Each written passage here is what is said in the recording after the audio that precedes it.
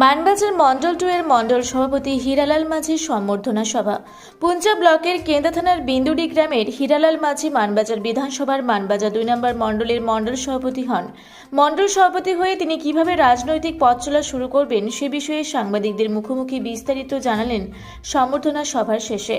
এই সম্বর্ধনা সভাতে উপস্থিত ছিলেন ভারতীয় জনতা পার্টির জেলা নেতৃত্ব মনসুর আলী আনসারি, প্রাক্তন সভাপতি রাজেশ থিবর, বংশীধর মাহাতো সহ ভারতীয় জনতা পার্টির অন্যান্য নেতৃত্ব ও কর্মীবৃন্দ।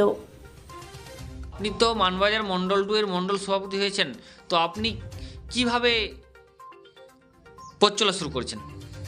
নমস্কার, আমি ভারতীয় জনতা পার্টির মানবাজার 2 নম্বর মণ্ডলের নবনির্বাচিত মণ্ডল সভাপতি।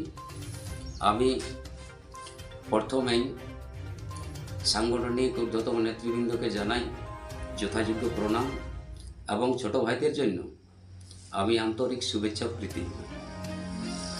প্রথমেই আমাদের যে সকল জেলায় কর্মসূচি দেন সেই কর্মসূচিকে আমরা সাংগঠনিক এবং মণ্ডল কমিটিকে ঐক্যবদ্ধ হয়ে আমরা এই সংগঠনকে এগিয়ে নিয়ে যাব। আর আমার ব্যক্তিগত তরফ থেকে আবার যে 5টি অঞ্চল আছে এবং 49টি বুথ, সেই বুথে প্রত্যেক মানুষের কাছে বিপদে আপদে সবসময় তাদের পাশে দাঁড়ানো। নমস্কার। আপনার নাম?